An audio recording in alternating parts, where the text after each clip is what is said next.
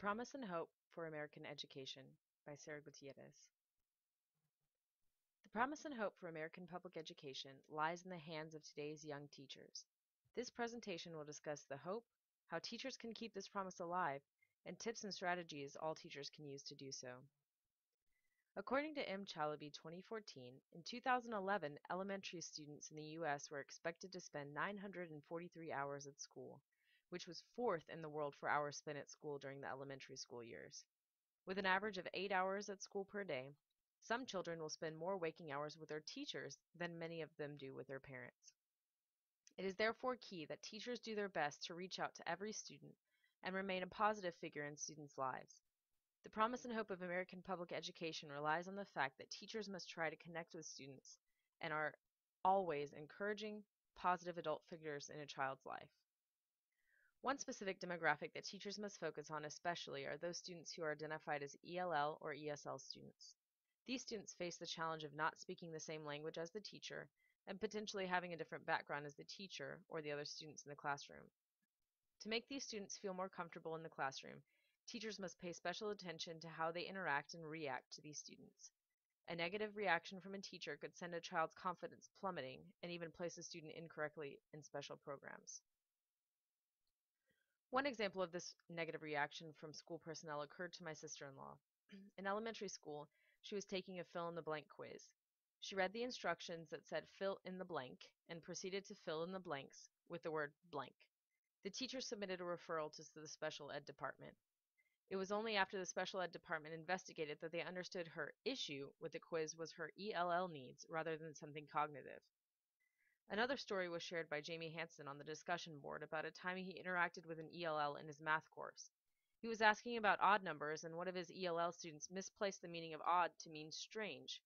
Hansen had not thought about the word from an ELL's perspective and wasn't sure how to react. He also claimed that the support he receives for his ELLs is almost non-existent. Hansen also questioned his ability to teach ELL and ESL students, despite his supplemental certification in ESL. If teachers receive certification in ESL yet do not feel comfortable teaching ELL and ESL students, it is important for resources to be readily available in order to do their best with ELL and ESL students. If teachers are to be the promise and hope for the future of public schools and for the ELL and ESL learners, they need to have the appropriate tools and tips to help them do so. One of the tips to teachers of ELL and ESL students is to try to find mutual interests that the student and teacher can share. Obviously, this will create a bond between the teacher and student which goes beyond academics. According to Coyle, Yanez, and Verdu 2010, ESL and ELL students are more likely to do well in class if a student and teacher can hold just one single conversation about a mutually interesting topic sometime during the year. For example, if a teacher sees that one of his or her ELL or ESL students wears a soccer jersey to school each week, the teacher might approach the student and talk about the World Cup. For a teacher who is not versed in soccer, a simple Google search will provide enough information to engage with the student, even for just a short period of time.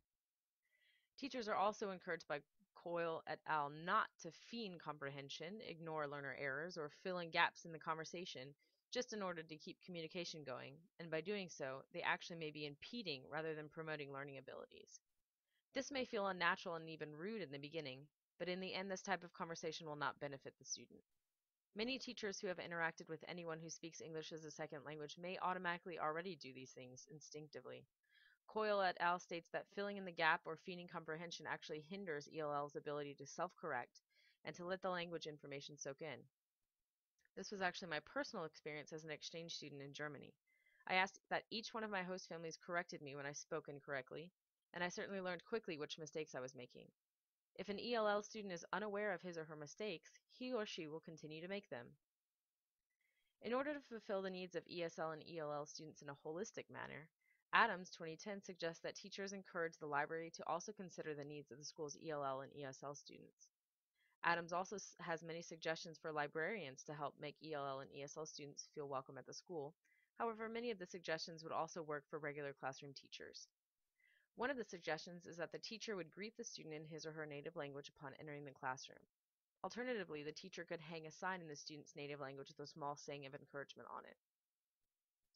On that note, another suggestion from Adams is for teachers to celebrate different cultures or countries each month by creating a culture corner where books, cookbooks, flags, memorabilia, or images from the country are hung or kept.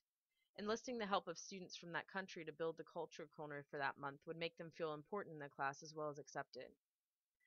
Lastly, to help students realize all of the materials and resources are available to them, teachers should take the time to explain all that the school has to offer. For example, teachers can encourage students to use the school computers to do work, stay for tutoring after school, or to make use of the library or learning center. Students should be aware of the resources that they have through the school and should be reminded of the support it provides.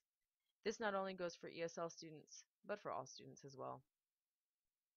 All of these actions can help teachers create a warm and welcoming environment for ELL and ESL students.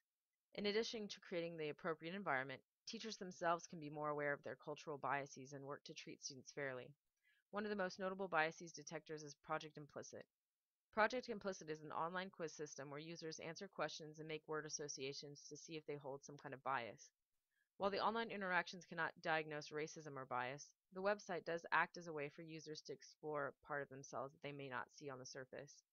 At a minimum, Project Implicit can work to give users a reason to reflect on the biases we all share and to think about how these biases can be overcome, especially in the classroom. With all of this in mind, teachers are the hope and future for American public schools, especially with the changing demographics of our students.